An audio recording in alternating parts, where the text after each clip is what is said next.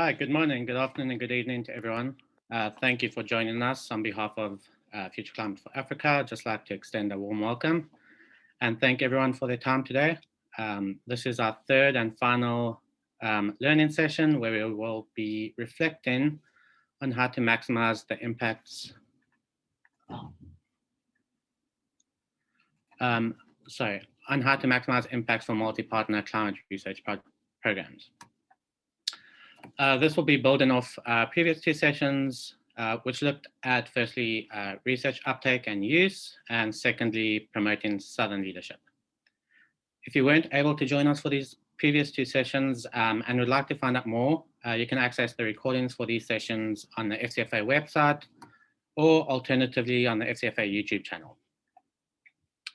Just to start off with a brief introduction for myself, my name is Joe Boa. I'm a research officer at SouthSouthNorth, and I am part of the Coordination, Capacity Development and Knowledge Exchange, or CCKE, unit for the Future Climate for Africa program. In today's session, we'll start off with some quick presentations of past experiences from three different programs, being Future Climate for Africa, or FCFA, the Collaborative Adaptation Research Initiative in Africa and Asia, or CARIAA, and the Climate and Development Knowledge Network, or CDKN. This will be followed by 3 to 6 breakout discussions, depending on how many of us come in, where everyone will get a chance to share their own experiences, and then we'll wrap up with a feedback and discussion session. Just before we get started, a few housekeeping announcements. The session and all the breakout rooms will be recorded. The main session's recording will be made available on the FCFA website and will be mailed to all the participants afterwards. At the moment, everyone is muted as a default to minimize disruptions. So if everyone can please make sure you're on mute when someone else is talking, just so that everyone gets clear audio. For all the speakers, we'll send you a reminder about a minute before your time is up to ensure that we don't go over time. If anyone has any questions they would like to ask during the presentations, please add those to the chat box where you'll find the chat icon at the bottom of your Zoom screen. And any of these questions that we can't answer in the chat box, we'll raise in the allocated Q&A time at the end of the session. Lastly, if you have any technical issues or any technical questions, please also pop these in the chat box or email events@southsouthnorth.org. Great. Okay, Mel, you can go on to the next slide, please. So a lot of the inspiration for this learning session came from the FCFA report, which was released last year, entitled A Critical Reflection on Learning from the FCFA Program. You can see the front cover for this report on the side of your screen there. This was a multi-partner and multidisciplinary research, and that was core to FCFA. So the report really intended to draw out some of the lessons and learnings that we had on how the design and the process of FCFA influenced the outcomes. And the focus on this report was on 3 broad areas, being collective learning, both across the program and within research groups, then Southern leadership and capacity development, and lastly, knowledge co-production and uptake. If you'd like to take a look at this report in more detail, the link is on the screen, but we will also share this link in the chat box for you to have a look. Okay, we can go on to the next slide. Great, so large programs such as FCFA have been recognized for their potential to promote collective action and have the wide-reaching impacts that we need to address complex challenges associated with climate change and development. So it's really important to understand how we can harness programs like these to their full potential. And this report from FCFA came up with four key recommendations for future programs. These recommendations were firstly to build flexibility in program design, which allows us to really take advantage of the emergent needs and opportunities which emerge from collaboration and allows us to pursue those emergent opportunities. Transforming research knowledge and knowledge mobilization practice, which supports greater co-production of knowledge and ensures that the knowledge we're producing is useful and relevant to the decision makers that it's intended for. Thirdly, it's investing in Southern leadership and capacity, which promotes a more equitable and inclusive research environment. And lastly, it's evaluating the impacts of programs through monitoring, evaluation, and learning, which helps us track the progress being made in programs and allow us to make adjustments as needed. So in today's session, we're going to look at how we can ensure that programs have a real-world impact through two key things, which I think tie in nicely with these recommendations. The first of these is knowledge management or coordination units in programs, which can support the collaboration, capacity development, and knowledge dissemination at greater levels. And the second being effective monitoring, evaluation, and learning strategies, which accurately measure progress, help us identify learning, and also allow us to make course corrections where necessary so that we make sure we have the best impact. So we're going to get started with some insights into what we've learned from past programs, and then we can hopefully have constructive conversations on what needs to happen going forward so we can use these two key elements to get the most out of our multi-partner programs. So with that, I'm going to give the floor to our first speaker. Speaking on behalf of FCFA, we have Dr. Suzanne Carter. Suzanne is a program manager at SouthSouthNorth, and she heads up the coordination unit for the Future Climate for Africa program. So Suzanne, the floor is yours. Thanks very much, Roy. And if I could ask to move to the first slide. Thanks so much, Mel. So today I'm really going to touch on our experience as a CCKE. We had the competencies for managing coordination, knowledge management, some capacity support, and centralization of some aspects of monitoring, evaluation, and learning. But for those of you who don't know that much about Future Climate for Africa, just to give you a bit of an overview of the countries that we focused on and the research consortia that made up the Future Climate for Africa. There's a map there and all the acronyms of all the research groups. So it was AMA 2050 working in West Africa, Umfula working in Central Eastern Africa, High Crystal in East Africa, and Fractal in many Southern African cities. And then there was Impala, who did a Pan-African focus, mostly in terms of a step change in the modeling of the climate over Africa, with a high resolution climate model being one of their key outputs. We can go to the next slide, please. So I've just distilled what I think has been sort of my major learning coming into this program about halfway through, about what we've really learned about how to do this and what works and what doesn't work. And welcome any of the FCFA colleagues on the call who might disagree with me to put it into the chat. It's really not a problem, but this is just my views. So I think the first one is really about something that's quite close to my heart, and that that the decision to co-design projects with users and beneficiaries can have a huge amount of impact. I think that we've just started doing in the process of finishing off the FCFA evaluation, and it's clear that one of the key success factors of the program has been a co-design or co-production approach. And that's not just between researchers, but also the users and intermediaries, and to bring them into being part of the planning of the project design. And various consortia did this to different degrees, but it's really been shown to be a very critical success factor. And it's particularly important in harking back to our previous webinar in bringing out the Southern voice of researchers to make sure that they're involved in equitable partnerships. The second point that I wanted to raise was sort of the need for interlinkages between projects to ensure that there's sort of some kind of reasonable accountability in place. I think in FCFA, this took a while to emerge. It wasn't sort of as clear from the get-go as maybe it could have been. And I think this, this delineation of who's responsible for what much earlier on would probably have helped. I think sometimes projects probably perceived requests from our coordination unit as, unnecessary or nice to have, or maybe even bothersome in the early days. And you really need to be sure about how you all are supposed to work together, what information needs to be shared, how does it need to be shared, and factoring in the time for that kind of coordination. I think a lot of the time we don't factor in how much time it does take to do coordination properly. The next thing I thought was important is really to think about the timing and when the various parts of the program are ready to collaborate, because it's not normally from day one. I think if you force collaboration too early, people haven't really set up their own plans for how they want to take things forward. They can feel coerced or pushed to do things that they're not comfortable with. At the same time, if you leave it too late, then there's no opportunity for coordination and for collaboration between consortia. I think one of the key moments that FCFA had was that they had a midterm conference, and that was early enough that new work and collaborations could be explored, but not late enough that there was a trust deficit. So I think that was a nice balance.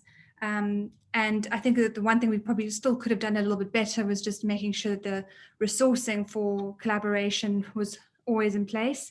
I think in some cases it was through some grants for sort of extension work, but we could probably have done more to make sure that that was done. And I think Roy made the point about having the flexibility and adaptability to do that sort of thing. I think is really important. In terms of monitoring, evaluation, and learning, I think we found out in the sort of the more recent term that they really needing to dig down beyond the output level. I think we're all very good at checking the boxes of have we produced that research paper, have we delivered the physical tangibles.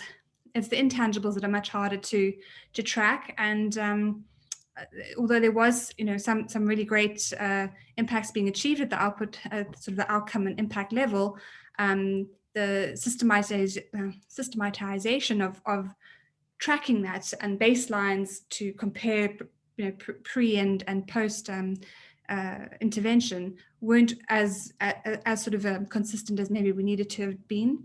And I think that could have helped us to evaluate the success of the outcomes to a larger degree. So maybe a missed opportunity for us. The next point I had was about collaborating between researchers and knowledge management teams.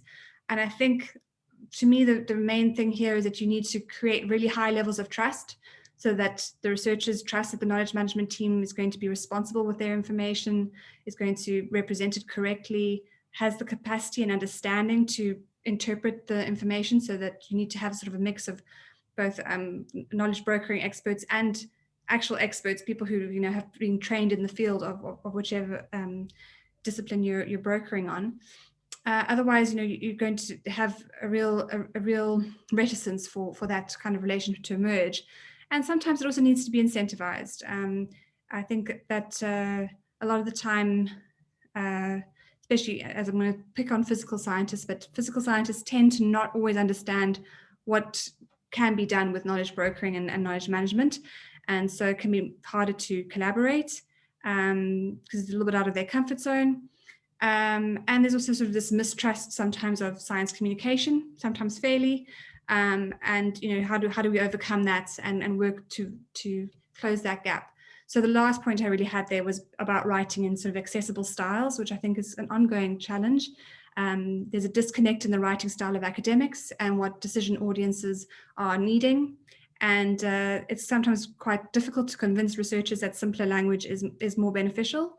I think we had a really interesting experience with the Wikipedia editathon that we did in collaboration with CDKN, where researchers were trained in how to write for Wikipedia, so a much more accessible audience style than they're potentially used to. And they've really struggled in some cases, but felt it was a valuable experience to have to go through, to have to change that writing style.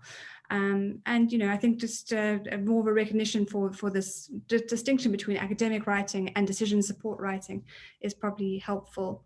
Those were all of my points, so I hand back to you, Roy. Thank you so much, Suzanne. I think you make a really important point there about bridging emergent knowledge and impact in an accessible way. I think that knowledge management link is really important to getting the best research out there to make an impact. So with that, next up, we're moving on to the CARIAA program.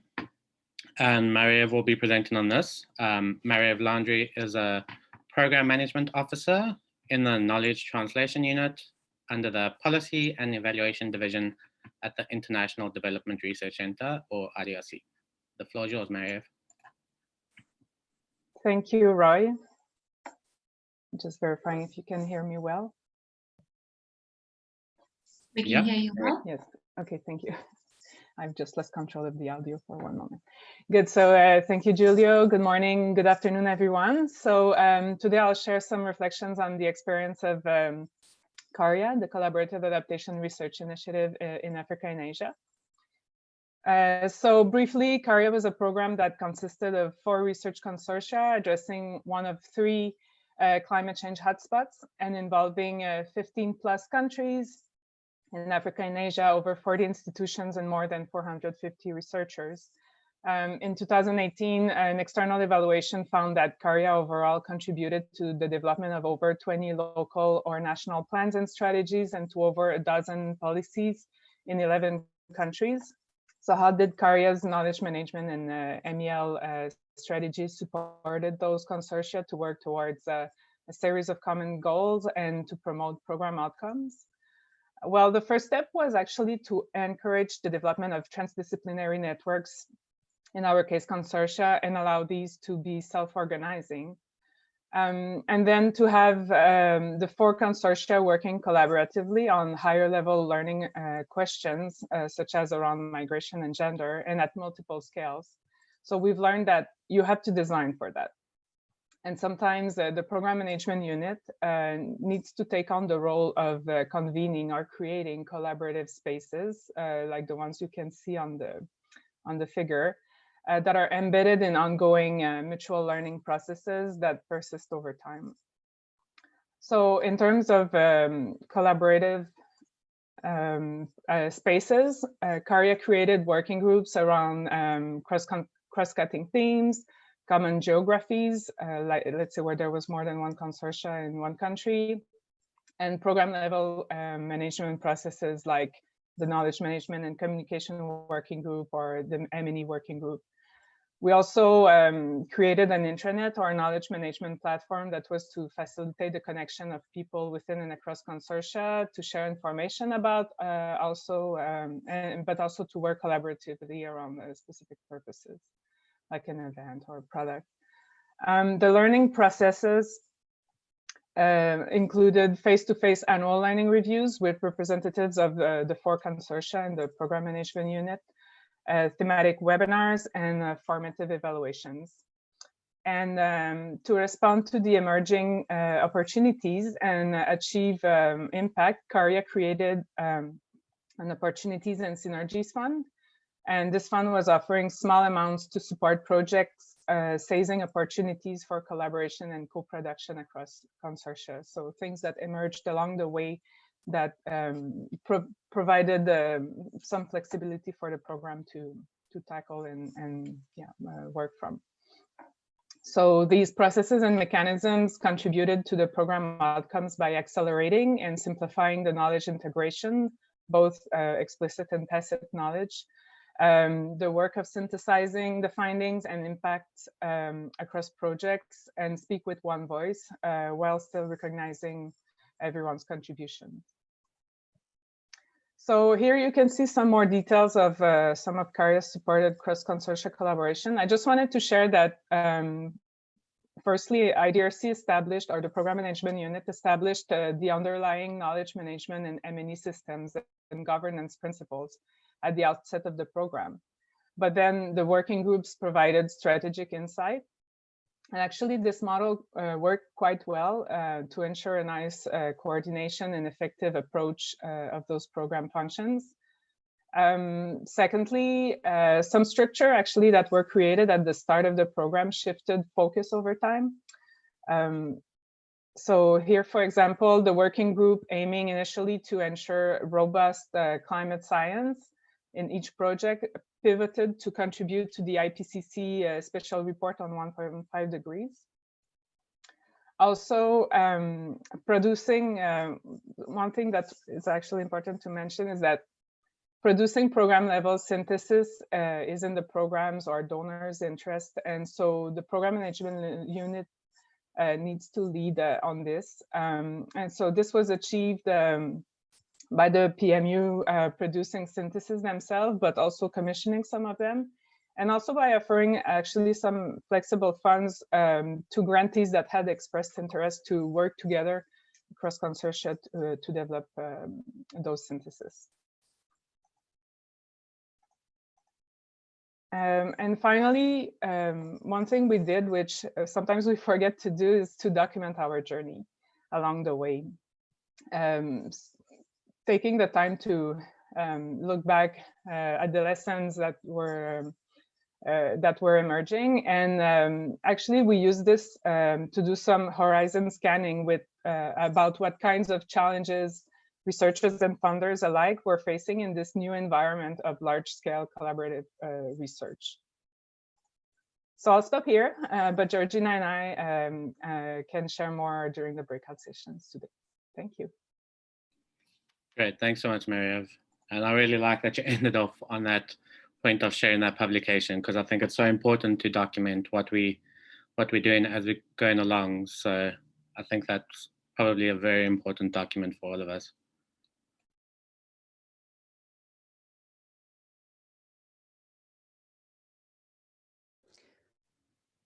Roy, you're on mute. You're on mute. Sorry about that. Was I muted the whole time there? Almost. You can continue. Cool. Okay. So we're going to move on to CDKN now, and representing CDKN will be Lisa McNamara, who's a program manager at SouthSouthNorth and the global lead for the knowledge and learning for the Climate and Development Knowledge Network, or CDKN. Over to you, Lisa.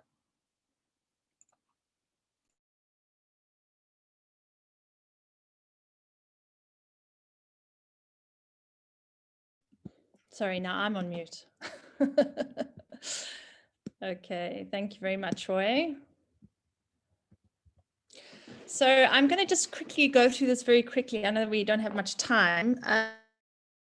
Try and sum up what we've learned about effective knowledge management and CDKN. And I'm going to be touching mainly on our learning under what we've called the Knowledge Accelerator. So CDKN's been around for 10 years, and more recently, we've really focused on knowledge uptake and use.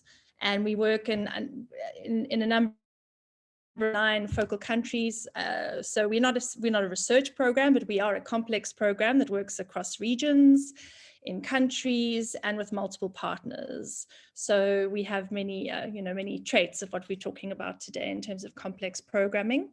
And we have 3 work streams under our Knowledge Accelerator. Knowledge, which is around sort of tailoring evidence and making it more accessible to users and decision makers. Then our engagement work, which is country level engagement, but then also global level engagement. And we work at national and subnational levels. And then we also work to support peer learning across countries and within countries. So it's just some sort of high level lessons from what we've learned about effective knowledge management and brokering. We use the word knowledge brokering more recently, just to try and kind of get across the dynamic process of knowledge management, and that it's a process, as opposed to just a librarian function with working with a lot of knowledge products. So the first thing being, effective knowledge management, brokering, and learning needs to really be embedded throughout the program lifecycle. So right from scoping to wrap up. And it's often in the scoping phases where we don't pay enough attention to like really collaboratively looking at what can KM and brokering and learning offer the program, where are the opportunities, and having that reflection space to just think about effective knowledge management is something that often does get put to the side. And then, of course, also really thinking from the beginning, how are we going to wrap up? What's our legacy and sustainability plan? What's going to end up? Where's all this knowledge going to end up? Obviously, it's often in people's heads, and it's within the people who go on to do different things. But then there's also program websites, etc. What is the legacy of those program websites? That's why writing for Wikipedia is quite a nice thing to do, because then your knowledge and your information ends up on a fairly sustainable platform that's available to everybody. And then always making sure to leave enough time for dissemination at the end of the program, because we're so busy wrapping up and we've done the work, but then we don't have enough time to really see the uptake and impact of that work, because everyone's, you know, finished working on the program and our time is up. Also, most importantly, is to understand that knowledge management is a process rather than products and platforms.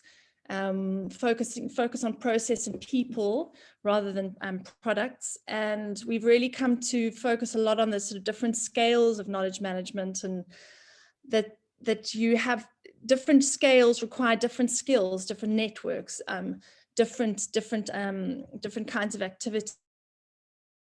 Communications, which is more synthesis type work, where you're communicating often at a global, but then, you know, we're going down all the way to subnational level, where you're doing knowledge uptake to activities with partners in countries. And those knowledge management brokering functions need to be very different at different levels.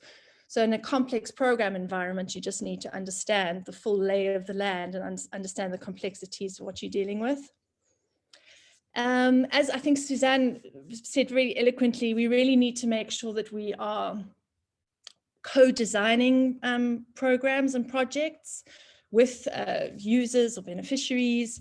And we've done a little bit of this quite successfully in CDKN 2, where we brought in pre-COVID days, face-to-face, we had researchers coming together to co-design a project. So it wasn't, it was the project was finished and designed, and then we engaged knowledge users, but rather everyone came together and they actually co-designed the impact pathway for the project. They looked at different policy influencing tools together and outcome mapping, etc. But that requires money and funding, and that has to be designed. I think we also underestimate often how much effective KM and learning and reflecting, how much time, resources, and flexibility it requires. I think flexibility has come up quite a bit today already.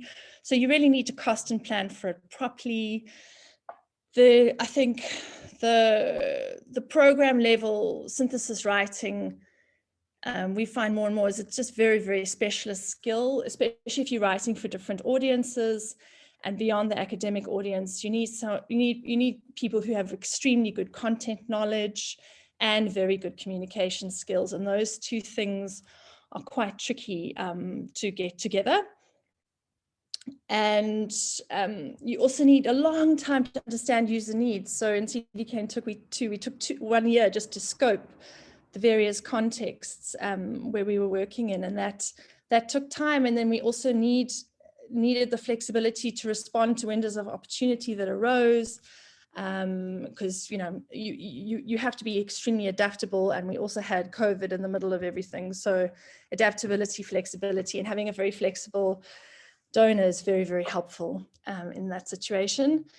Then one thing that's really worked well for us in terms of working one-on-one or doing mentoring with country partners on their communication strategies, their knowledge products, working together on discrete pieces of work and discrete products together has really, I think, helped to slowly build some knowledge brokering management expertise over time through the project, and more learning by doing rather than just doing capacity development on communication and uptake.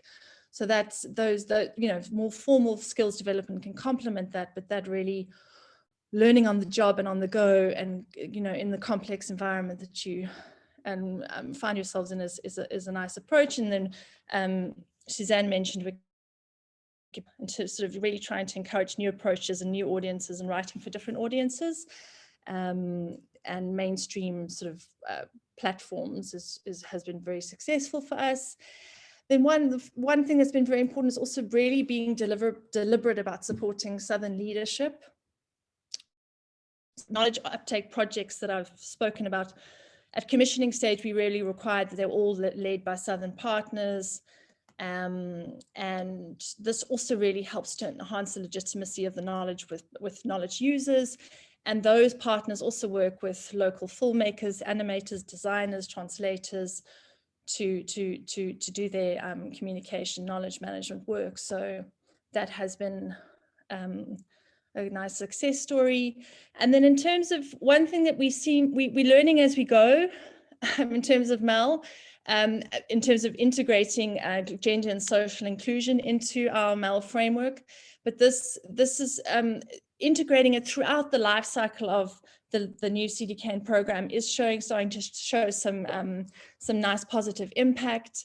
But as with good knowledge management learning, it also really needs to be integrated throughout the project life cycle, from planning and scoping, you know, the research questions and whether they consider gender, all the way to how you consult and involve more vulnerable groups, and then, you know, how you frame gender within the writing and communicating and dissemination processes, and who you involved in the dissemination processes. So it's really a long continuum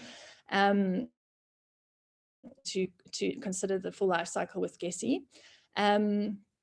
We've also learned a bit about MEL, and yeah, again, like having enough time to reflect, and knowing that reflection time and really resourcing learning and reflecting, it also takes a lot of time and energy to ensure that, you know, that projects are learning across each other, and that you're facilitating that learning. I know I'm probably running out of time, but one thing that because we're a knowledge uptake program, trying to work out how to actually measure that and do the MEL of KM and brokering has also been quite a learning area for us. And more it is showing that you really need these detailed stories of change, case studies to really get a sense of the impact of the work. We have quite a few nice indicators for knowledge management and uptake. But you know, you've got to get past the quantitative stuff, because it really can't give you the full picture. And I think I'll just stop there. Thank you. Great, thank you so much, Lisa. Yeah, that was really a depth of knowledge that you provided us there, so it's much appreciated. So now that we've heard from some reflections from the current and past programs, we're gonna move ahead to our breakout rooms and explore how we can maximize impacts in the programs going further. And for this, we have 3 breakout rooms.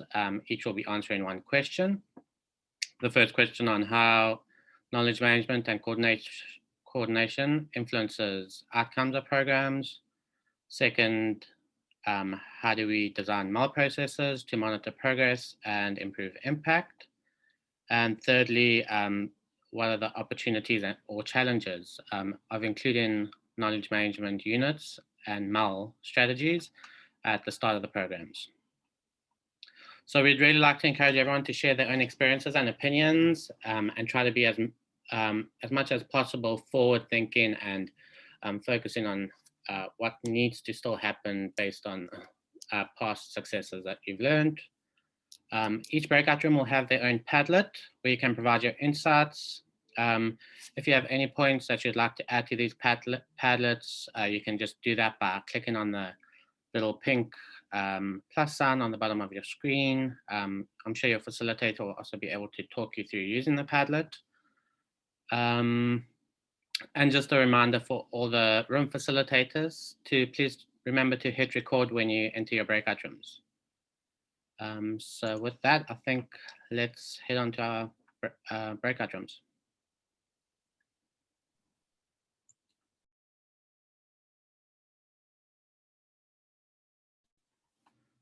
Okay, welcome back, everyone. I think we're all slowly trickling in from our breakout rooms. And I hope everyone had constructive and useful conversations. We're now going to go through some feedback from each of the breakout rooms. So I'll ask each of the facilitators to quickly go through 1 or 2 of their key points that they felt emerged from their discussions. So I think let's go on to question 1, which I think Lisa is going to give us feedback on.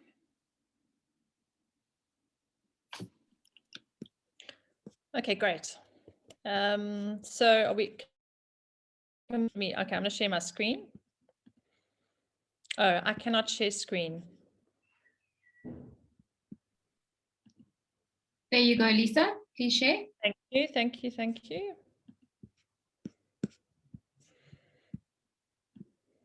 Okay, can you see my Padlet? Yes, very clear. Okay, great. So I'll not go in order, but I'll just sort of sum up sort of the highlights of what emerged. So we first spoke quite a bit about how the KM and coordination function is really important to tie one program to tie programs together and to ensure legacy, so that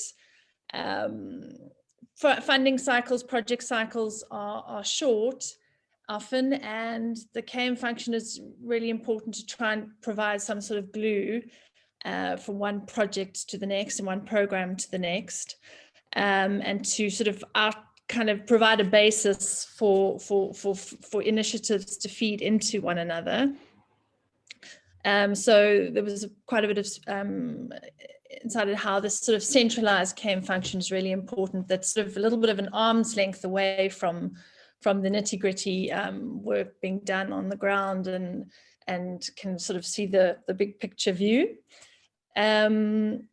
We spoke a bit about how the way, it's the approach to knowledge management brokering, not necessarily what is done, but how things are approached, and the I suppose the process of knowledge management, and the very the participatory approaches and collaborative approaches really coming out very strongly, and how those time and time and again it is being proven that more participatory and collaborative approaches to knowledge development and uptake are more impactful.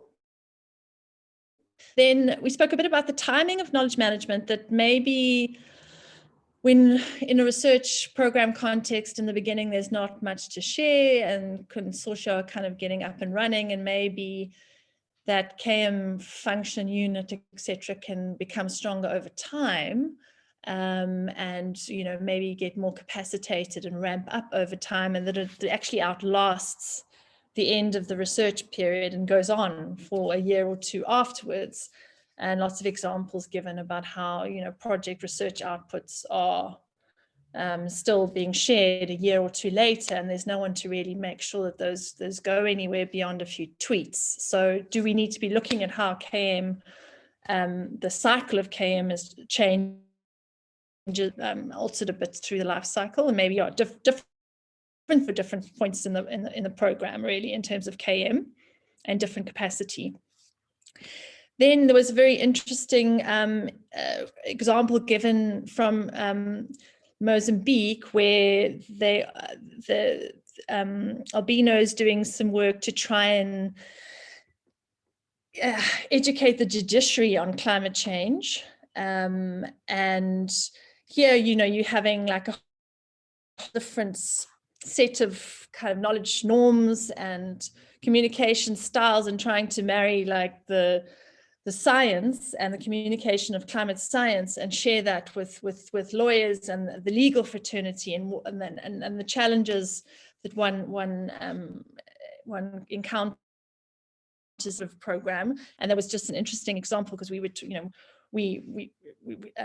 one person spoke about how we really are focusing quite, a lot of the programs are still very natural science or social science focused, and the sort of more taking the knowledge into very different domains is something that we haven't grappled with that much. So that was a very interesting example.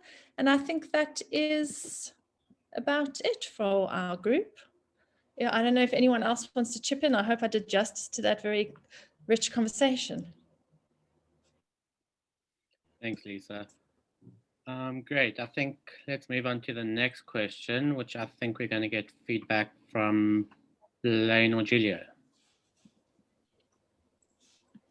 I'm happy to give it a go, and Julio, if I miss anything, you can chime in. I won't share my screen here. I'll just try and run through it. I think a lot of ideas came up. We were discussing the design of MEL processes and how they can make sure that we monitor progress and improve the impact of a program.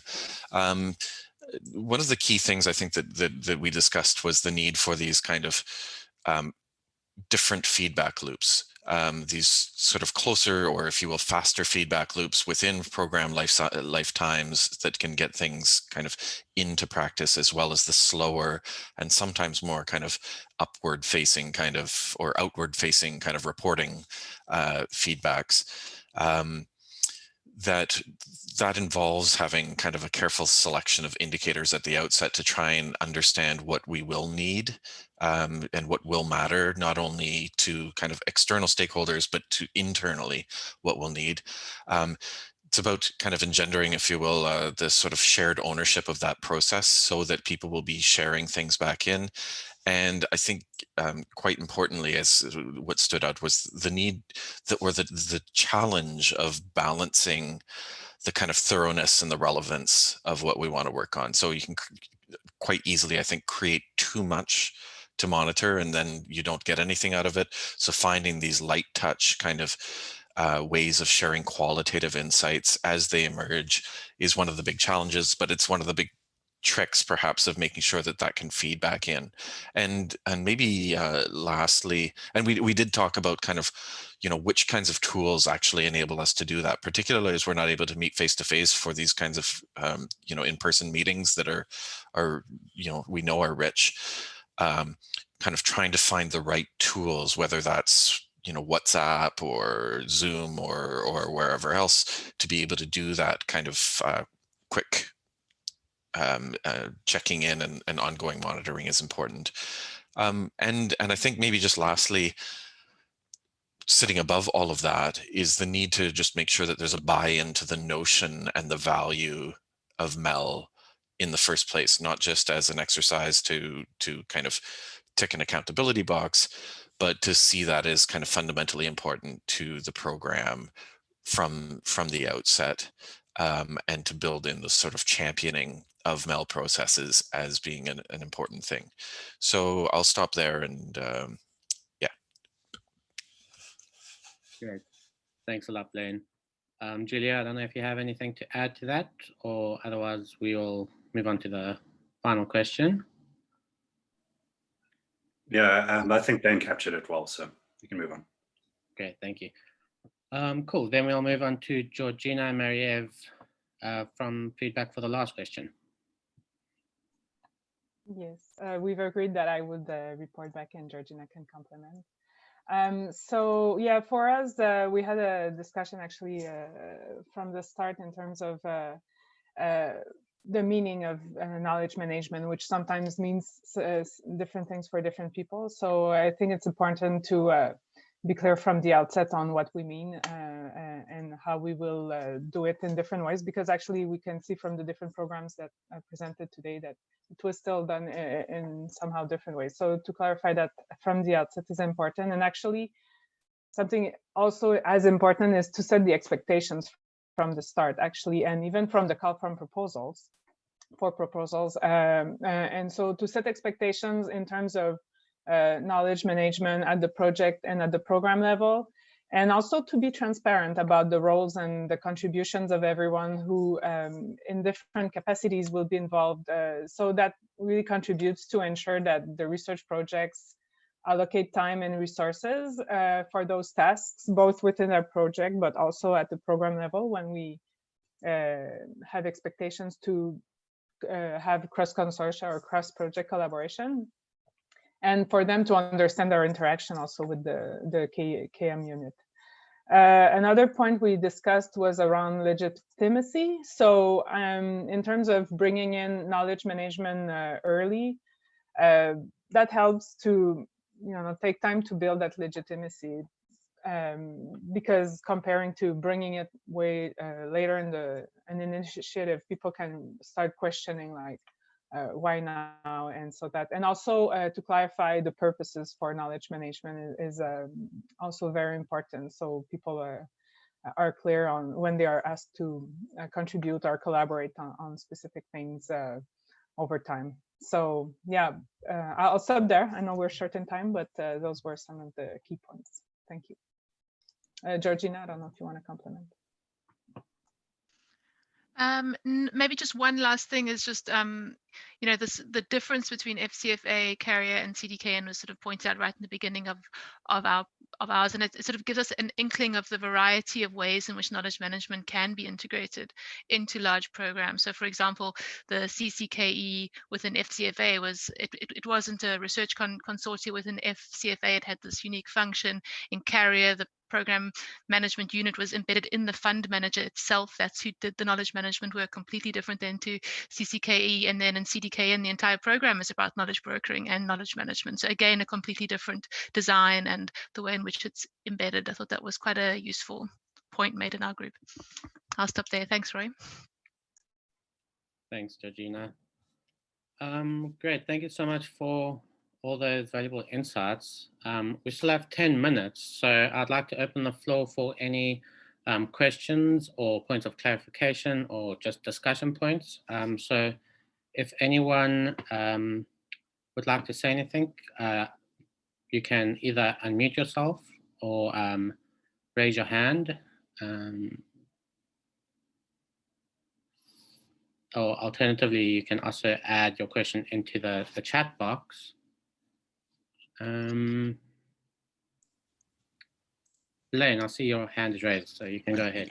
Yeah, and I've taken more than my real estate in terms of time, but I forgot to mention one thing that I think was quite important, raised by one of the participants, which was about seeing this connected to the sort of the wider landscape. So we often think about these, about developing kind of very internal looking when we design these things, and taking a look at the sort of the wider trends and wider developments of like, how do we want this to tie into and connect with processes that are unfolding out. We can be very responsive and opportunistic with that, but thinking at the beginning, actually, I think can be really helpful in designing things that are already intended and striving to make an impact beyond the sort of the four walls of the program, if you will, from the outset. And I didn't want that to get lost.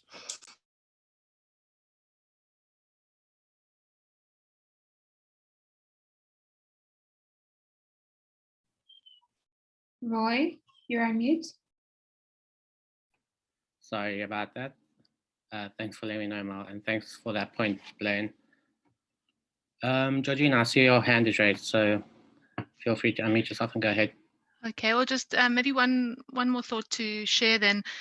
We also discussed the ways in which, because our group was really looking at, how do we integrate knowledge management from the start and what are the challenges and opportunities of that. And one of the points that was raised is, the functions of knowledge management shift over time, and they must do that as the program evolves. And just remembering that the stories that we've told about FCFA, CARIAA, and CDKN are in many ways retrospective. We're describing things that happened, but if you asked us to describe CARIAA's KM system in year one, it wouldn't have looked the way that Maria shared it. This is the result of 5 years of implementation of a KM strategy. So just recognizing that knowledge management strategies themselves must flex as a program flexes and changes over time, so must the KM system. And it does do that. So just sort of recognizing that for those of us who are involved in designing these things, we kind of try to design this perfect KM system, but we have to ask, what is the perfect KM system for the first 2 years of this program? And then in years 3 and 4, what would it look like? And to do that in real time. I think it was Lisa talking about the sort of co-design, might have been Suzanne. But in CARIAA, the working groups that we had played a key role in co-designing the purpose of KM over time because of that very strong feedback with our grantees about what they liked and didn't like and how do we need to change it and what were the needs. So that's one mechanism for these tight feedbacks that I think Blaine was also talking about. Great, thanks, Georgina. Yeah, I think that's an important point to make there. Ibrahim, I saw you had your your hand raised, but you've lowered it now. Did you want to come in there? Yeah, thank you. So just to add, I think that our group had talked about that, but just to maybe to say clearly one idea of to having great impacts. I think when we talk about impacts, we need really to see how we can create a linkage between what we are doing and what we had on when we arrived and what we have to leave when we will finish our action. So I think that it's important to really see how we can take the advantage of ongoing or former programs to really build on that and to allow to others who will come after us to really have the good opportunity also to continue or to have to create more impact on what we are doing. So I call it the importance of the additionality of what we are trying to implement. So I think that it's an important point to mention. Thank you. Yeah, I definitely think that if we want to be impacting things in the real world, we need to be building off what we've done already. So thank you, Ibrahim. I see there is a comment in the chat bar from Erica. You say a subtle point that came out that I find interesting is the importance of building trust amongst projects to facilitate CAM and MAL processes. Would you like to expand on that point, Erica? Thanks, Roy. No, I don't need to expand on it. I just thought it's something that would be great to sort of bring up because I heard even just in the reporting back section, a few of the other teams, there was a bit of that piece that was coming through, maybe not explicitly, and it was a point raised in our breakout as well. So there seems to be a lot of people adding points there too. So thanks. Great, thank you so much. And yeah, I definitely think that there's a lot of cases which really demonstrate the value of building trust and how that needs to be the basis of KM, basically. I also see there's a comment asking whether the PowerPoints will be shared. These will be shared afterwards. So Erica, I see you've added there, maybe there's a question of how do we do the best practices or how do we build the trust? I guess if anyone would like to tackle that, please go for it. But yeah, see there is a hand. Suzanne, go ahead. I'll give it a try. I mean, I think you've nailed it that it is tricky, and there isn't always a one way to do it. But I think the things that work is as Lisa was pointing out, working together on something. Also just demonstrating competence. I mean, I think a lot of the time, we've got to all respect each other's competencies, and that knowledge broker's competence, a researcher's competence, and creating that sort of a space where everyone can kind of already see, oh, they've done that before, they've got a good track record with this, and that helps to just make sure everyone kind of can recognize the skills that others have, and that it's all towards a common purpose. I think unfortunately sometimes it can become a bit territorial with researchers and knowledge brokers, because they think that the knowledge broker is going to try and share my information before it's published, is a common worry, and that requires that you say as a knowledge broker, well, we'll make sure that your publication comes out first, but we're going to prep everything in advance, because if we wait until we start prepping everything until after your publications come out, it's going to be 6 months before we do some great knowledge management on your publication. That's a wasted opportunity. We must do it as soon as it comes out and get your paper to be a top profile piece. So it's creating that trust that it's not going to, that you're not going to abuse the information, not going to abuse that trust. And I think a lot of the time it does have to develop slowly over time. It's not something that can just be created overnight. But it's definitely worth doing, and when it works, it's fantastic. Thanks, Suzanne. I see Blaine has posed a question to RDRC about how do we build trust while being the funder as well, and how to balance the learning and accountability functions. I see there are some responses, but I don't know if anyone from RDRC would like to respond to that. Maybe I can start. Others from IDRC can complement.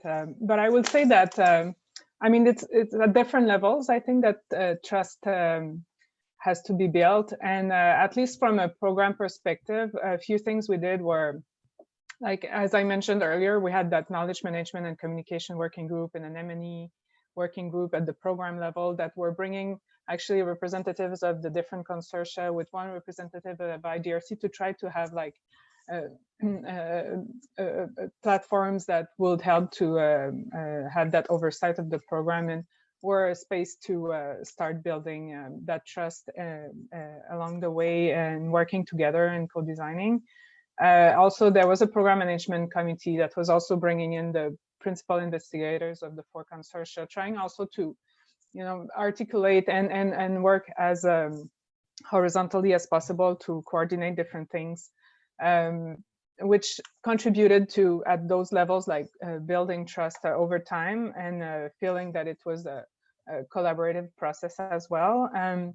Among our collaborative or learning processes, actually, we had those annual learning reviews, which where every year we were bringing together the representatives, some representatives of the 4 consortia, and looking at learning questions and a theme of interest for everyone, and trying to identify what was emerging and providing an opportunity for people to network. And I mean, having those consistent mechanisms, I think from my experience, contributed to progressively build that trust, and like things were emerging actually from the researchers, and actually in those events were starting to take shape for like informing that the IPCC 1.5 report. That's something that emerged from one of the events, and then people started to coordinate and work around those things. So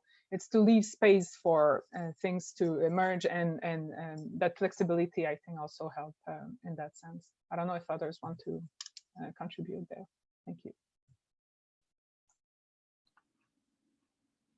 Thanks, Maria. Georgina, I see you've unmuted, so do you want to go ahead quickly? Well, I don't know if we have time, Roy. I love Yeah. Blaine's challenge. Since he used to work at IDRC, I would imagine he could answer this question as well. But I'll share something that's been on my mind, and my CDKN friends are going to be tired of hearing me say this because I say a lot about knowledge brokering. But I think one of the ways that we build trust in the knowledge management process is to see knowledge management as relational and not about the product. Products are something that come out of relationships that have to be built on trust. And I think if we start to sort of centralize this idea of relationships, which is what Maria-Eva sort of described there, we can describe working groups and committees, or we can describe relationships between people sitting in different places trying to find common interest. And so I think as a donor, what we often have to be thinking about is, we cannot possibly, and actually any knowledge management, even this is actually probably more of an issue for the CCKE and FCFA because you weren't funders, but for a donor, we have, we have funds that we can give for certain things. But I think we always have to be asking, what do we give in exchange for the things that we take? A relationship cannot be about taking, and that's what researchers are often, I think, quite cautious about, this perception that we're taking their intellectual property and we're building careers, for comms people around their intellectual property. But we have to be clear on, well, what are the benefits of being involved in a knowledge management process like this? What incentives can we create, and offering those? And I really agree with Suzanne. I think Lisa also put it in the chat that a lot of the trust building is about working together on stuff and building respect for each other's competencies. This is not key. Everyone has to bring something to this relationship. And as a donor, in my experience, that cannot only be money. We have to meet people toe to toe with the ideas and the passion for what's happening. And I think that can make a difference. Great, thank you so much, Georgina. I think we've run over time, so I think we're going to have to call it there. I'd just like to extend our thanks to everyone for joining us today. I'd also like to take a moment to acknowledge the support provided to us by our funders, the UK Foreign, Commonwealth and Development Office, and UK Natural Environment and Research Council. And with that, I think we'll leave it there. And I'd like to wish everyone a good afternoon, good morning, and good evening, wherever you are. Thank you.